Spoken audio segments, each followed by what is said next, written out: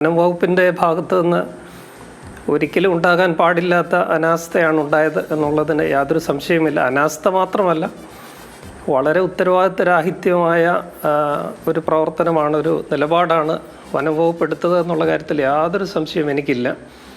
അദ്ദേഹത്തെ വ്യക്തമായും വേട്ടയാടുകയായിരുന്നു എന്നുള്ളതാണ് യാഥാർത്ഥ്യം. ഒരിക്കലും സംഭവിച്ചുകൂടാൻ പാടില്ലാത്തതായിരുന്നു. അതുകൊണ്ടാണ് അദ്ദേഹം ഇരട്ട നീതി എന്ന് പറഞ്ഞത്. ഇന്ത്യയിൽ ആദ്യമായിട്ട് അഡ്രസ്സ് ചെയ്യുന്നത്, അതിൻ്റെ സമഗ്രതയിൽ അഡ്രസ്സ് ചെയ്യുന്ന ബാബാ സാഹേബ് ഡോക്ടർ അംബേദ്കറാണ്.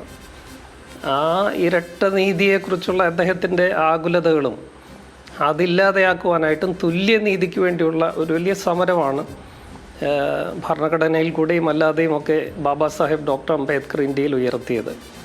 ആ സമരമാണ് പാട്ടിൽ കൂടി, സംഗീതത്തിൽ കൂടി വേടൻ ഇന്ന് ഇവിടെ ഉയർത്തുന്നത്. മഹാത്മാ അയ്യങ്കാളിയൊക്കെ നമ്മുടെ നാട്ടിൽ ഉയർത്തിയ ആ വലിയ സമര പോരാട്ട വീര്യമാണ് വേടൻ്റെ പാട്ടുകളിൽ കൂടി ഉണ്ടായത്.